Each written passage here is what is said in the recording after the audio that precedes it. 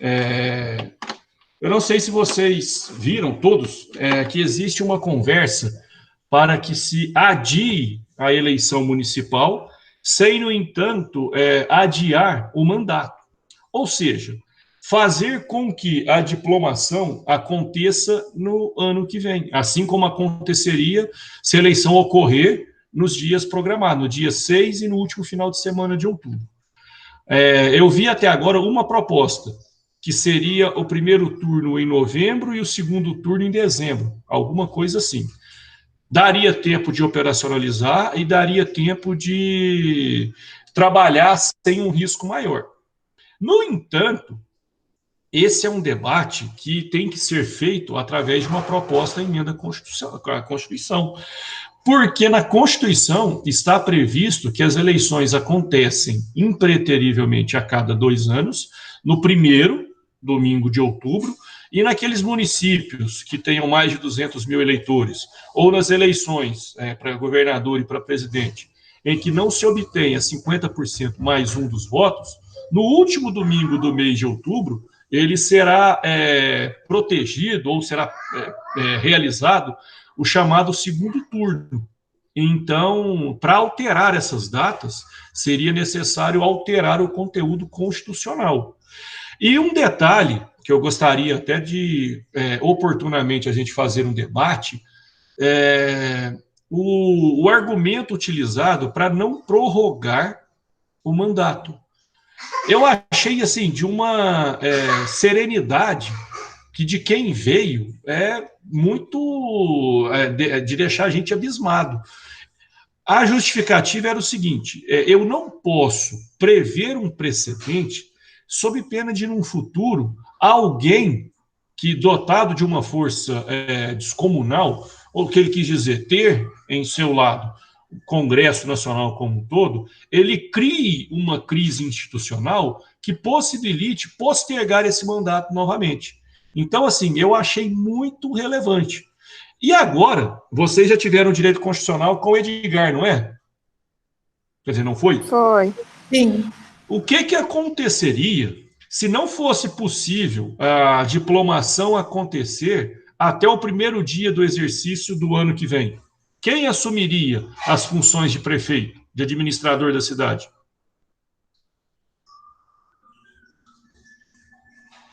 Alguém saberia?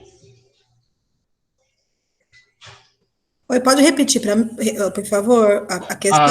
A questão seria o seguinte: não sendo possível realizar as eleições, não sendo postergado o mandato, chegou dia 1º de janeiro, o prefeito não tem mais legitimidade para estar no cargo, nenhum vereador também tem. Quem seria o responsável por administrar a cidade nesse período?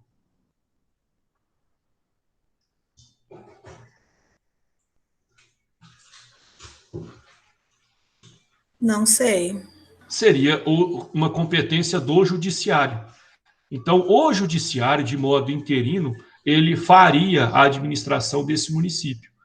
Ou seja, na minha opinião, e isso eu concordo com os presidentes da Câmara e do Senado, é preferível que você tenha o representante pelo judiciário administrando esse município até que você tenha condição de realizar um pleito eleitoral, do que autorizar o mandato, a prorrogação desse mandato.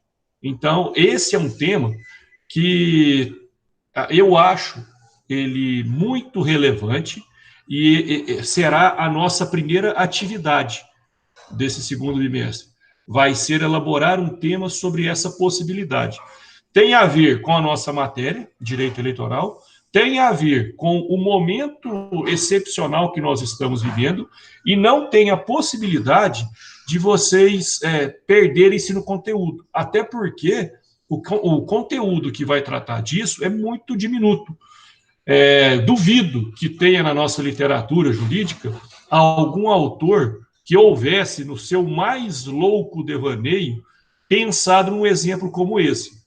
Acometido de uma pandemia e impossibilitado de realizar uma eleição, qual seria a postura esperada do Congresso Nacional? Prorrogar o mandato? Justifique. atrasar a eleição sem prorrogação de mandato justifique, ou determinar que representante do judiciário no exercício legal de sua função pudesse exercer a administração provisória de determinado município. Então, a nossa atividade, depois eu vou até que ler, ouvir o que eu acabei de falar, para poder colocar isso na pergunta. Então, é importante, é relevante e é extremamente necessário esse debate. Certo, pessoal? Portanto, vamos começar, então, com a filiação partidária. Pessoal, a filiação partidária, ela parte do pressuposto que a nossa Constituição Federal, ela prevê o pluripartidarismo. Então, num conceito mais embrionário possível, a filiação partidária, ela pode ser entendida como o meio pelo qual o cidadão comum vai poder exercer ou colocar-se à disposição para o exercício da atividade político-partidária. Por quê? Porque é através dessa filiação partidária que eu crio o vínculo jurídico entre o cidadão e a agremiação a qual ele vai se filiar. E aqui, se vocês olharem bem, nós temos dois critérios de regulamento ou de regulamentação. Nós temos o critério público e nós temos o critério particular. Pelo critério público, eu tenho que preencher os requisitos legais. Nós vamos ver ali para frente, daqui a alguns slides, que um requisito legal que tem que ser preenchido é estar no gozo dos direitos políticos. Na verdade, nem é tão para frente. Nesse próprio slide, tem aqui. Então, essa regra defendida ou prevista na Lei 9.096 de 95, essa regra, ela fala do macro. Ou seja, nós todos aqui que estamos nessa aula, nós temos o interesse de participar de determinado partido político. Beleza. Antes de discutir se nós preenchemos os requisitos do regulamento do partido político, do estatuto, nós precisamos saber se nós preenchemos o requisito legal. Eu posso participar de uma vida política ativa? Eu preencho os requisitos previstos na legislação? Se a resposta for sim, aí eu passo a ter que enfrentar o estatuto de cada partido. Professor, o que o estatuto ele pode prever? O estatuto, por exemplo, ele pode prever que nenhuma filiação será autorizada ou será mantida se houver alguma condenação em primeiro ou em segundo grau. Nenhuma condenação será mantida se houver algum conhecimento de fato público e notório que implique em conduta desonrosa para ele e que possa ser aplicada também ao partido. E ainda pode ter a instituição de uma contribuição voluntária para custeio do partido. Então, tudo isso são regras que podem ser previstas no estatuto de cada partido. Professor, e essas regras, elas são livres? O partido pode criar aquelas que o partido bem entender? Não é bem assim. Por quê? Dentro do seu estatuto, o partido ele tem que prever a igualdade entre os filiados. Então, por exemplo, eu não posso ter uma norma, um artigo no meu estatuto, que ele proíba a filiação de negros, de brancos, de pardos, de indígenas, de homossexual, de heterossexual, de bissexual. Eu não posso ter regras que impeçam a participação de qualquer pessoa que esteja no gozo dos seus direitos políticos. Professor, qual é, então, a diferença de ter uma proibição a quem foi condenado em ter uma proibição de alguém por conta de gênero, raça, credo ou cor? A diferença, pessoal, é que, graças a Deus e afortunadamente, Aqui no Brasil, credo, raça, gênero, religião, isso não pode ser como critério para o bem ou para o mal. Em contrapartida, a condenação ela já passa a ser um indício de que aquela pessoa possui algum tipo de desvio, seja voluntário, seja involuntário. Isso é uma questão que não se aplica à pessoa por um critério subjetivo. Quando ela entrou sabendo que, se fosse condenada em segundo grau, ela perderia aquela condição de filiado. Então, isso não é uma surpresa. Eu não vou deixar, quer dizer, eu não vou ter negado o meu direito de filiar simplesmente por ter hemangioma. Então, hemangioma é essa manchinha que eu tenho aqui na boca. Eu não posso deixar de participar de algum ato por alguma característica que seja específica minha, certo? Aqui, pessoal, um ponto que é muito interessante. Porque existe, já me foi perguntado muitas vezes se alguém que estivesse sem os direitos políticos ou com os direitos políticos suspensos, se seria mantida a filiação partidária. E a resposta, pessoal, é uma só. A resposta é não. Mas, professor, o que afeta? O que afeta, pessoal, é que se você não está no pleno gozo das suas atividades políticas, você não pode exercer um cargo na agremiação, você não pode colocar o seu nome para ser votado e você não pode exercer nenhum cargo político. Então, não faz sentido que você tenha a prerrogativa de estar filiado. Você pode, obviamente, falar que que o seu raciocínio é convergente ao de determinado partido, mas não é correto afirmar que você pode exercer alguma atividade político-partidária. Esse ponto ele é central. Se você não tem o gozo dos seus direitos políticos, consequentemente, você não vai poder participar da vida político-partidária. Certo? E isso não é um requisito discriminatório. Isso é um requisito legal. Ou seja, aplica-se a qualquer pessoa.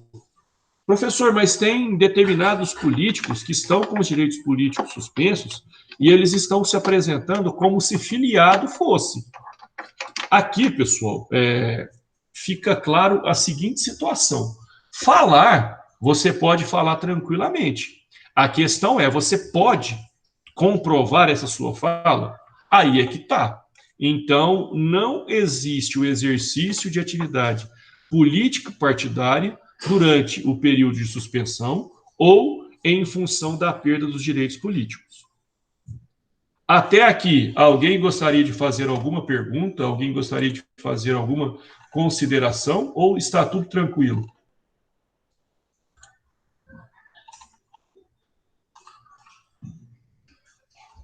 Vou considerar que está tudo tranquilo.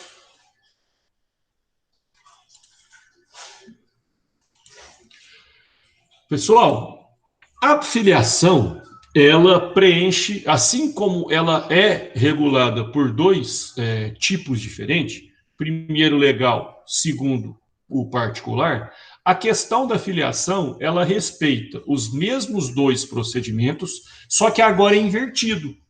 Professor, como assim agora é invertido? Antes, o que eu tinha? Deixa eu voltar aqui, gente, peraí. Isso. Antes, o que eu tinha? Antes, eu tinha, primeiro, eu cumpro com os requisitos legais e depois com os requisitos partidários. Agora, não. Agora, o que eu tenho é o seguinte: primeiro, eu procuro a agremiação partidária, faço a minha filiação, e a partir dessa filiação, o partido manda para o cartório eleitoral, ao qual eu sou eleitor. Porque com essa minha filiação, o que vai acontecer? O meu registro no TSE, ele vai constar daquela atividade. Ou seja, não, gente, tá? Deixa eu voltar um negócio aqui, porque senão eu não vejo alguém que fale comigo.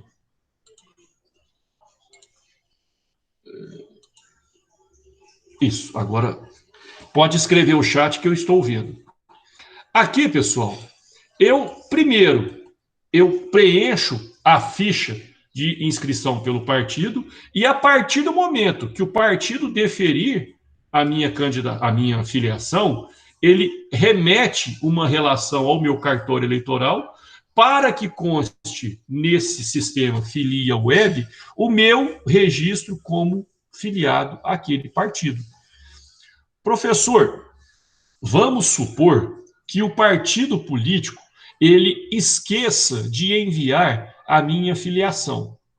O que vai acontecer? A certidão obtida na Justiça Eleitoral, ela é uma das formas de se comprovar a filiação. Porém, ela não é a única.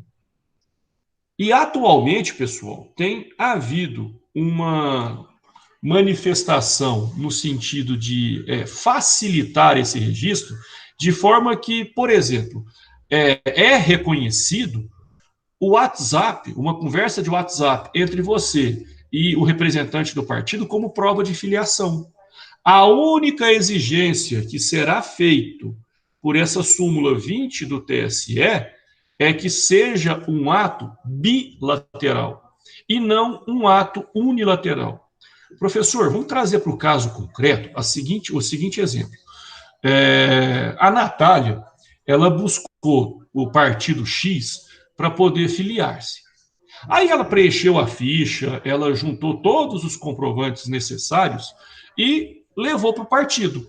O partido deferiu, deu o protocolo, assinou para a Natália a data da ficha de entrega, só que o partido, por excesso de serviço naquela semana, ele esqueceu de mandar para o cartório eleitoral a relação de filiados e, consequentemente, não constou da próxima listagem o nome da Natália como filiada daquele partido. E para a Natália é muito importante estar engajada nessa discussão partidária.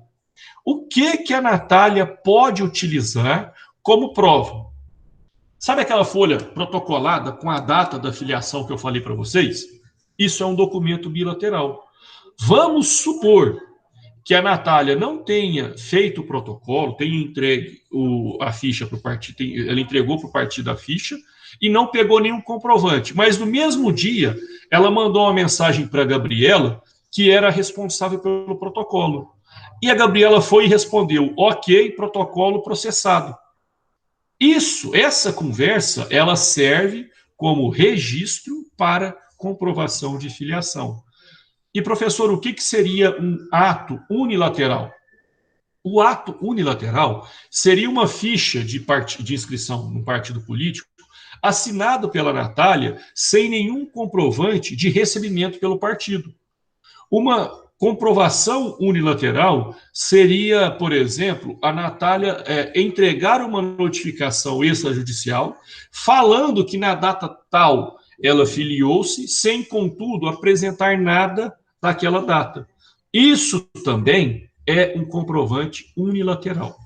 Então, a bilateralidade é qualquer forma que comprove que o seu ato foi recebido e, por conta desse recebimento, você teve um retorno, que seja aquelas duas setinhas azuis do WhatsApp.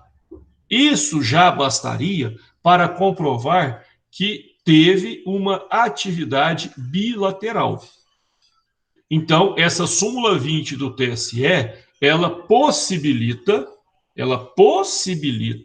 a possibilidade é top, ela possibilita a comprovação de filiação por qualquer meio que indique a bilateralidade. Até aqui, alguma pergunta? Alguém gostaria de comentar alguma coisa? No sistema proporcional, quando no sistema majoritário, são obrigatórios essa filiação? Sim. Existe uma evidência de que em outros tempos nós tivemos a candidatura avulsa para o majoritário. No entanto, hoje, com base na nossa Constituição Federal, não é correto a gente possibilitar isso. Para concorrer a determinada eleição, é necessário, sim, que esteja o abençoado filiado a algum partido político. Ok. Certo? Certo. Mais alguma pergunta, pessoal? Nenhuma? Certo. Prosseguimos. Agora, vamos pegar aquele exemplo que eu dei, que a Natália tentou se filiar a algum partido, e agravar um pouco mais a situação.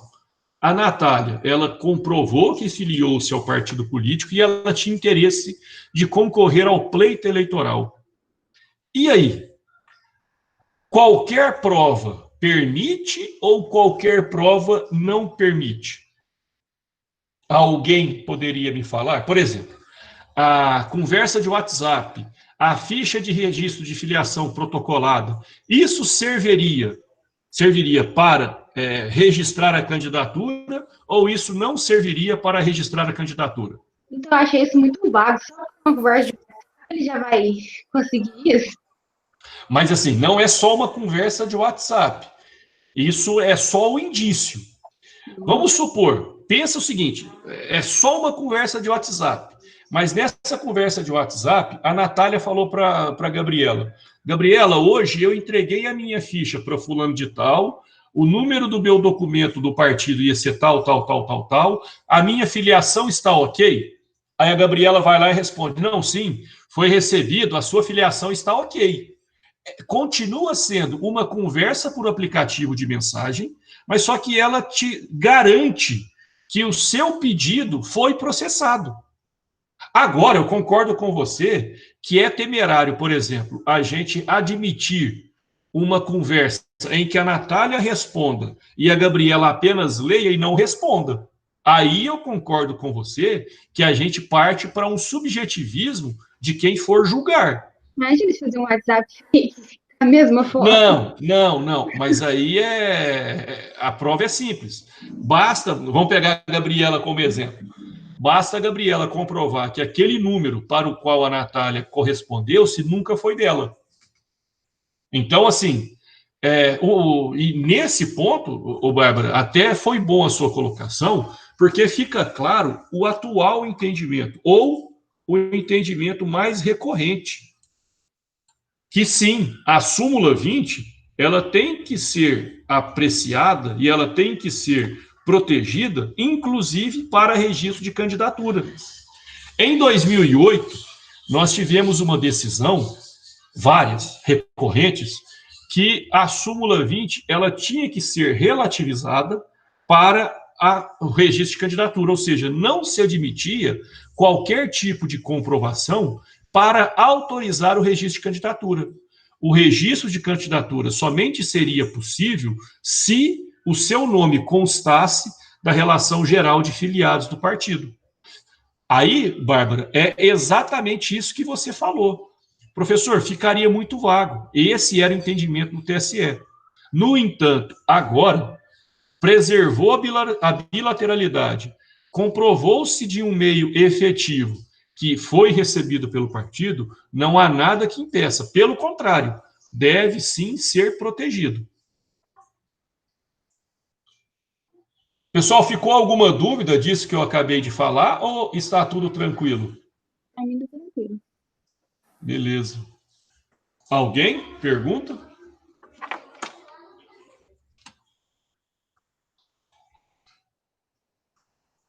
Agora, pessoal, é um ponto de quando o amor acaba.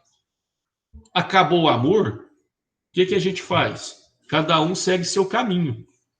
E aqui, cada um seguir o seu caminho significa romper aquele vínculo que eu falei lá no segundo slide entre o cidadão e a agremiação partidária a qual ele pretendeu pertencer, ou a qual ele pertenceu.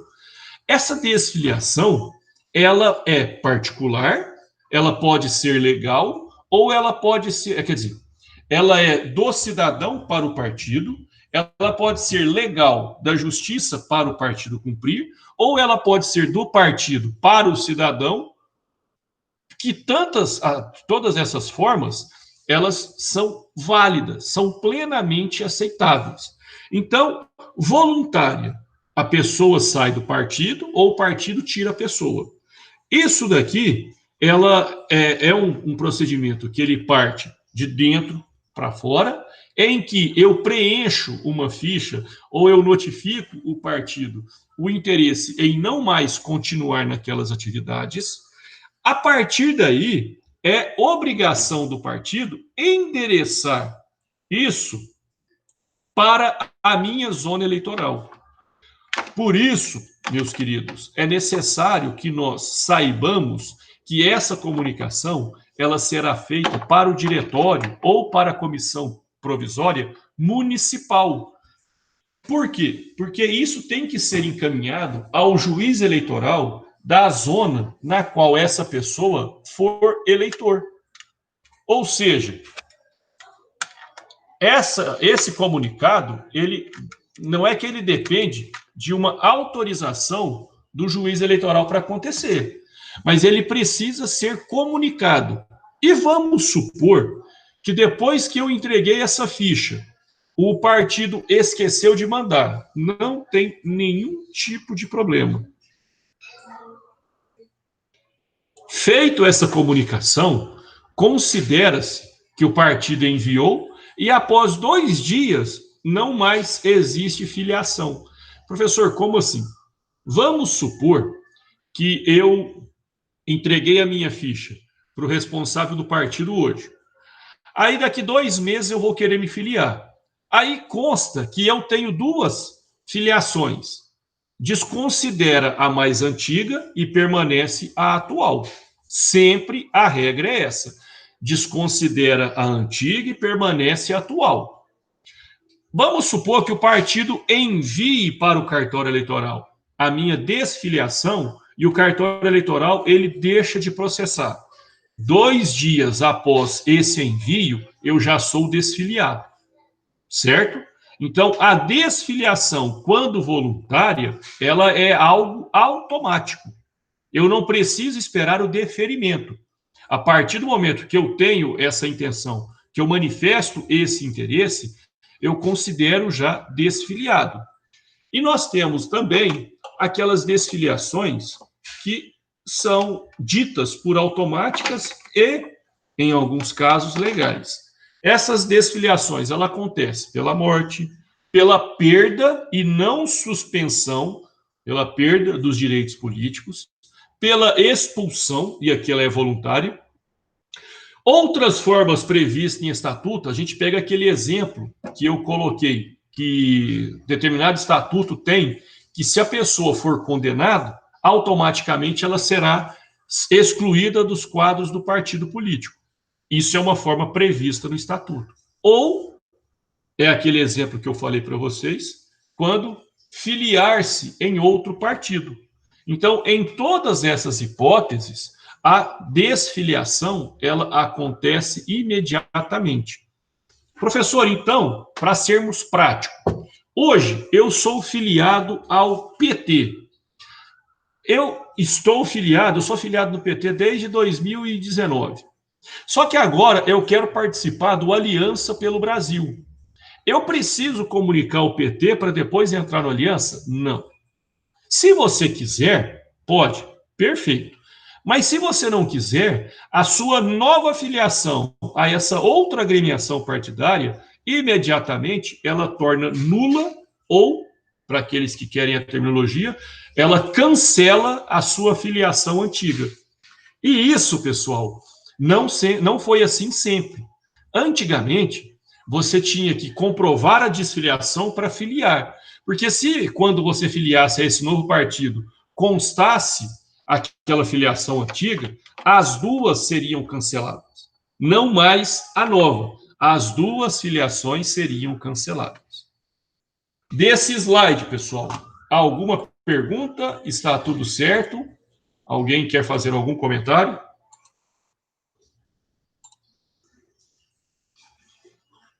Ninguém?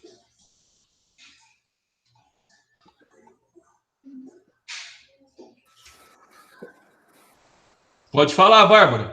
Nada não. Ah, brincadeira. Aí agora você... Achei não interessante falei essa nada. filiação, não sabia, não. Isso é legal. Essa é uma coisa boa.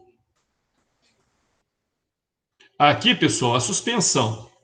A suspensão dos direitos políticos, automaticamente, ela acarreta uma suspensão na sua condição de filiado. Mas isso não poderia ser diferente. Pensem o seguinte exemplo. Eu tive meus direitos políticos suspensos.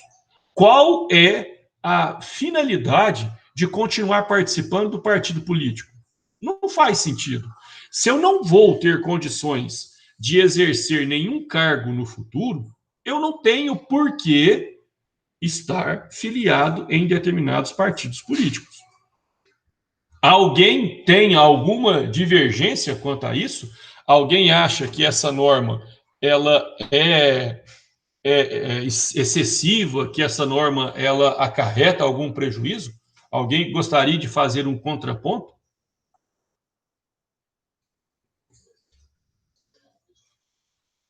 Não? Ok. Aqui estão as explicações ou os fundamentos para que essa suspensão se estenda também à sua condição de filiado. Se eu não posso participar do pleito, qual é a necessidade que eu participe da convenção? Ou seja, não poderei praticar ato de filiado. Se eu estou com os meus direitos políticos suspensos, eu não vou poder participar da concorrência ou da disputa por um cargo político eletivo. Qual a finalidade de ficar filiado? Se eu estou com os meus direitos políticos suspensos, eu não posso exercer atividade de gestão dentro do partido. Repito, qual a finalidade de manter filiado? E, não podendo concorrer, eu não posso candidatar. Qual a finalidade de manter alguém com os direitos políticos suspensos como filiados? Isso, pessoal, acontece. Algumas pessoas podem até pensar em uma determinada live em que um ex-presidente, junto com uma ex-presidente, junto com um ex-presidiário, fizeram para falar sobre corrupção. Qualquer pessoa poderia falar assim, professor, é um absurdo. Mas eles são os únicos? Não. Eles não são os únicos. Nós temos pessoas com direitos políticos suspensos e que se apresentam como defensores, por exemplo, contra a corrupção, de ir em manifestações dominicais e falar abertamente contra a corrupção. Quando essa pessoa, na verdade, ela contribuiu sobremaneira para todos os atos de corrupção. Então, eu gosto de falar isso para que a nossa aula, por ser direito eleitoral, ela não se transforme em aula de ideologia partidária.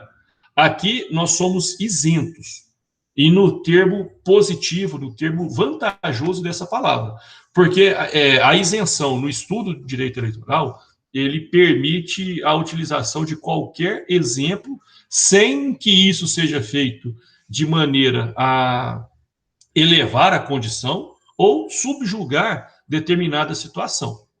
Então, eu posso ter pessoas colocando-se como filiados de determinado partido, e talvez até esse próprio partido admita essa exposição sem nenhum tipo de prejuízo.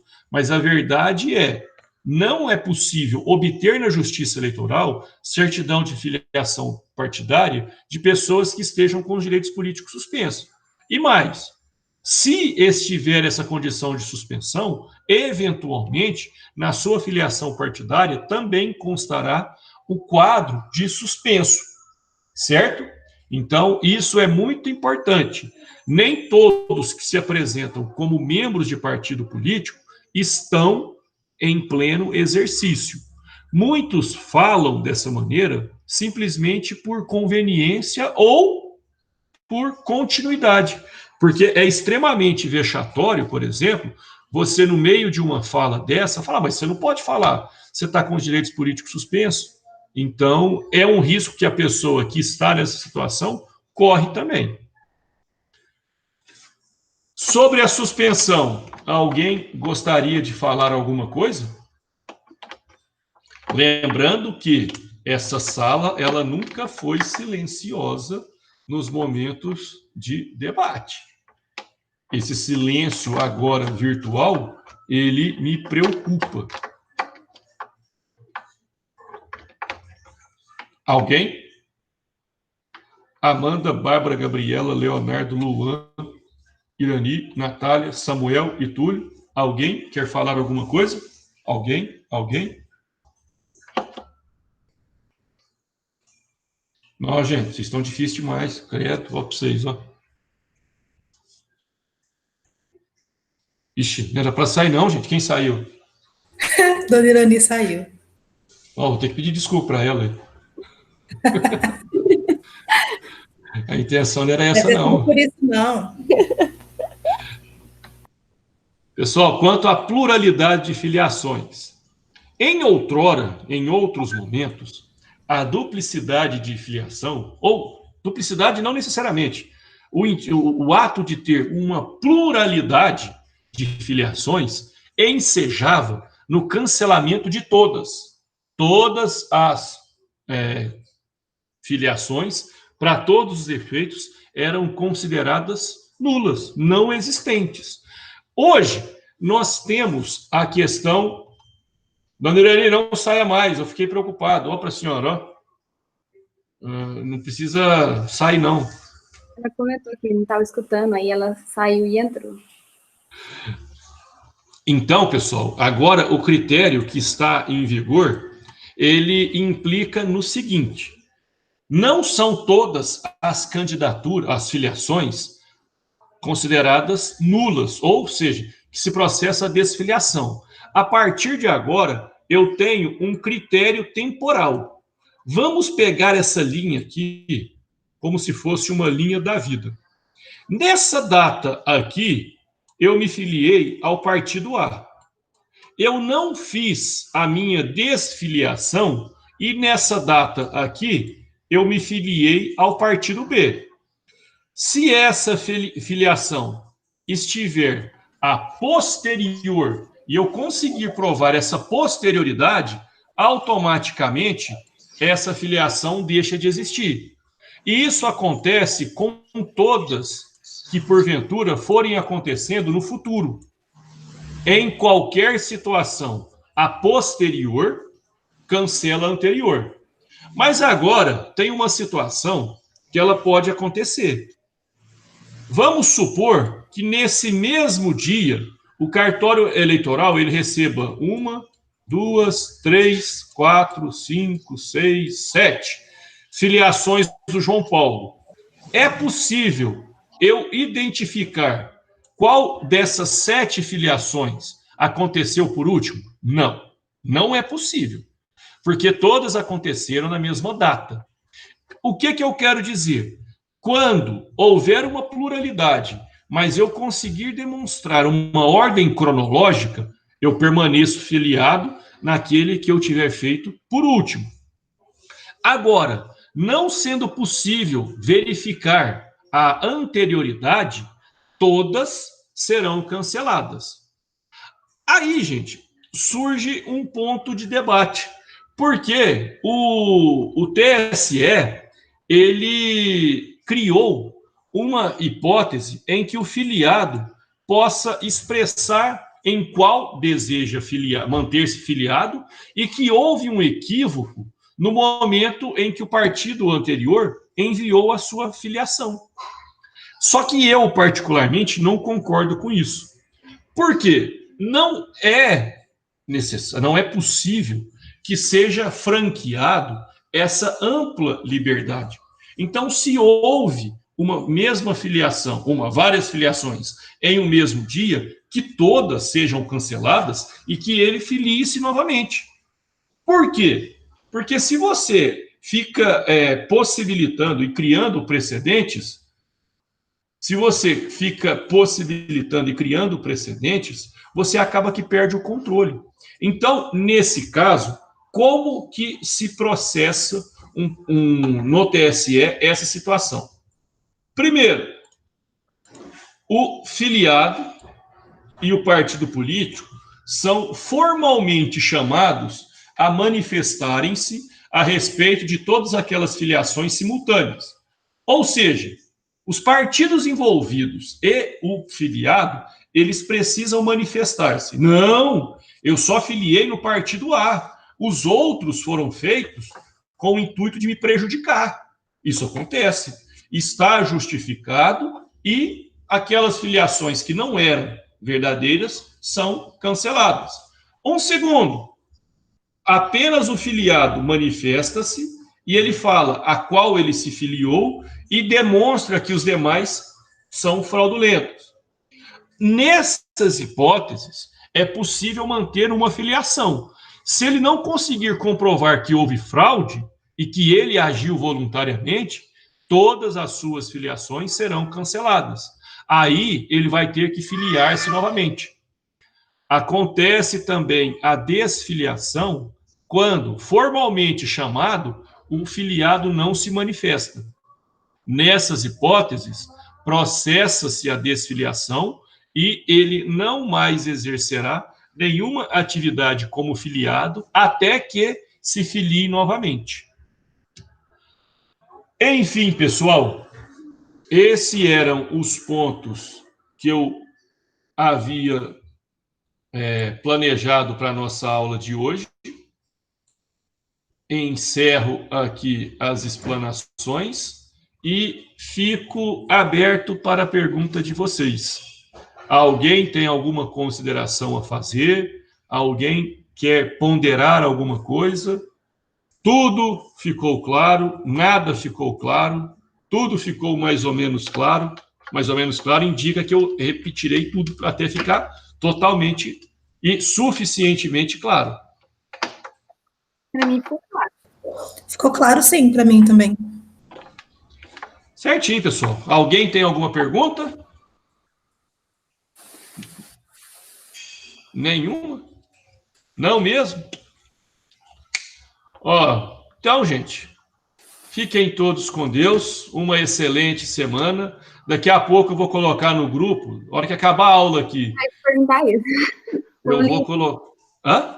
O link daquela palestra lá que você comentou. Vou mandar o link da palestra e vou mandar também o decreto de Uberaba de hoje e a decisão para vocês fazerem um contraponto. No atual período em que vocês já estão na faculdade, essa é uma capacidade que vocês já têm de ler as considerações diferentes e assumir uma postura que seja condizente ao raciocínio de cada um. Certo, meus queridos? Bom ver. João Paulo. Oi. Uma pergunta nada a ver com a matéria. Deixa eu te perguntar. O artigo da iniciação científica. Eu acho que já era. Aff. Pessoal, quem puder, é um assunto que é interessante para todos. Natália, eu sugiro a você que a gente vá fazendo ele pelo tema, e se tudo correr bem, o Comped de Fortaleza, ele deve acontecer. Então, ainda que o programa de iniciação científica da faculdade esteja suspenso, como as demais atividades acadêmicas, nada impede que em agosto, ou a gente pode organizar um prazo meu e seu, você me apresente um relatório parcial para a gente estudar a sua participação no Comped em Fortaleza. Lógico, se houver o seu interesse. Se não, geralmente, o Comped do meio do ano, ele acontece aqui próximo à região centro-oeste, e o do final do ano, ele acontece nas extremidades, no norte, nordeste ou no sul. Então, eu sugiro, porque pelo tema, pela sua atividade, pela sua dedicação, que você continue, não perca esse trabalho, porque em algum congresso nós vamos apresentar ele, sim. Beleza, então. Depois a gente manda mensagem para a gente desenrolar ele. Não pare de estudar. O trabalho, ele é muito bacana. A Mônica Cecílio, não sei se o senhor conhece, Foi minha professora. A Moniquinha acabou de lançar um livro de responsabilidade civil na medicina. Eu estava conversando com ela e ela adorou o tema. Não, é muito legal. Inclusive, não para o Comped, para outras atividades, ela pode ser colocada como co-orientadora. Para você seria um ganho muito grande. Vou falar com ela, então. Pode falar, Para artigo científico da faculdade, ela pode? Então, Mesmo sendo depende de das outra? publicações. Depende de publicação. Para mim, de minha parte, como orientador, não vejo problema. A questão em determinados congressos, são admitidos apenas dois autores. Aí seria o orientador e o orientando. Para outros, é possível até 3 orientadores. Então, assim, vai depender muito do congresso, do local que você vai apresentar. Beleza, então. Certo, pessoal? Mais alguma pergunta? Amanda, você falaria alguma coisa? Não, João Paulo, tá tranquilo. Não, então, beleza. Então, gente, vou colocar os links que eu comentei com vocês. Quem puder participar da palestra, vai ser muito, muito, muito bacana. Nós teremos o olhar da magistratura, nós teremos o olhar da advocacia, nós teremos o olhar do aluno do direito, que essa também é uma preocupação muito grande. Então, nós vamos contemplar um debate amplo e tomara que seja participativo. E ele está sendo feito pensando em todos vocês. Certo, pessoal? Então, fiquem todos com Deus e uma excelente semana.